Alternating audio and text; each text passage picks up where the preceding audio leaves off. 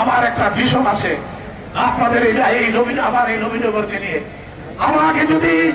আমি যদি আপনাদের দোয়ায়, আপনাদের সহযোগিতায়, আপনাদের ভোটে এমপি নির্বাচিত হতে পারি, তাহলে আমি আপনাদের কাছে কথা দিতে পারি, আমি নবীনগর থেকে সন্ত্রাস নির্মূল করবো,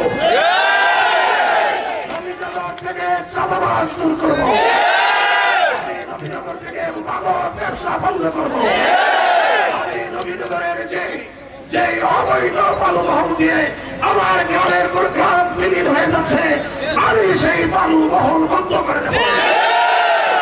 আমি আপনাদের কাছে আরো আহ্বান করতে চাই যে আমাদের সঠিক নেতৃত্বের অভাবে আমাদের এই নবীনগরে তিতাস গ্যাস আমার নবীনগরে নাই। আমি আপনাদের কাছে আমি বলতে চাই যে আমি কিভাবে গ্যাস আনতে হয় তার চেষ্টা করবো। আইটি কথা আমাদের ব্রাহ্মণবাড়িয়াতে এটি মেডিকেল কলেজ, সরকারি মেডিকেল করার কথা হয়েছে।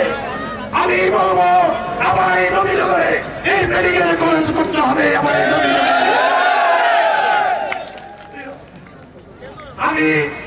আমি নবীনগর থেকে ঢাকা যাওয়ার যে রাস্তা, সে রাস্তা দ্রুত যাবে, আমি সেই রাস্তার ব্যাপারে আমি কার্যকরী ব্যবস্থা গ্রহণ করবো।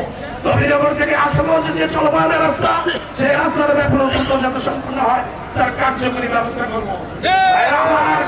আমার প্রিয় নেতা মাননীয় ভারপ্রাপ্ত চেয়ারম্যান এই রাষ্ট্র কাঠামো গঠনের যে 31 দফা দিয়েছেন, 31 দফা সম্পর্কে আপনারা অবহিত আছেন। আমার নবীনগরের প্রতিটি গ্রামে, প্রতিটি ইউনিয়নে, প্রতিটি ঘরে ঘরে আমার নেতা কর্মীরা গিয়ে 31 দফার লিফলেট বিলিয়ে দিয়েছেন। আপনারা সেই 31 দফার লিফলেটের অনুযায়ী আপনারা কাজ করছেন, কাজ করবেন। 31 দফায় বলা হয়েছে, 31 দফা হচ্ছে এনেছে 18 কোটি মানুষের মুক্তির সনদ। 31 দফায় বলা হয়েছে এই যে বিএনপি রাষ্ট্রীয় ক্ষমতা চায়, আগামীতে কিভাবে এই দেশ চালাবে, কৃষকদের কি সুবিধা হবে, ইত্যাদি ইত্যাদি 31 দফায় বলা হয়েছে।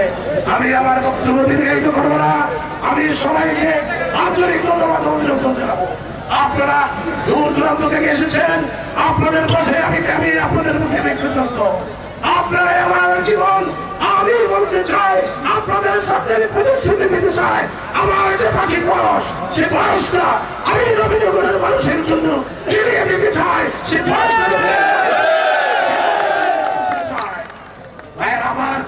আপনারা আমার জন্য দোয়া করবেন, আমি সবারই বাড়ি গিয়ে আমার জন্য কথা বলবেন। আমাকে যখন মনোনয়ন দেওয়া হয়েছে আমরা কিন্তু কোনো আনন্দ মিছিল করি নাই। আমি আমার নেতা কর্মীরা নবীনগরের মসজিদে আপনারা আমার জন্য দোয়া করেছেন, সেজন্য আপনাদের কাছে আমি আমার বক্তব্য আমি আমার ভাইদের প্রতি যারা নমিনেশন চেয়েছিলেন তাদের প্রতি আবারও আহ্বান জানাই। আমরা একসাথে ছিলাম, একসাথে ঐক্যবদ্ধভাবে কাজ করেছিলাম, আমরা কথা বলেছিলাম যে আমরা একসাথে ঐক্যবদ্ধভাবে আমরা আমাদের সৃষ্টি বিজয়ী করবো। আজকে আমি সে কথা বলতে চাই, আপনাদের কাছে বিনীত আবেদন জানাতে চাই, নবীনগরের হাজার হাজার লোকের সামনে রেখে আপনাদের কাছে আহ্বান জানাতে চাই, বিনীত আহ্বান জানাতে চাই, আসুন আমরা ঐক্যবদ্ধভাবে আগামী নির্বাচনে আমরা তাদের সৃষ্টি বিজয়ী করে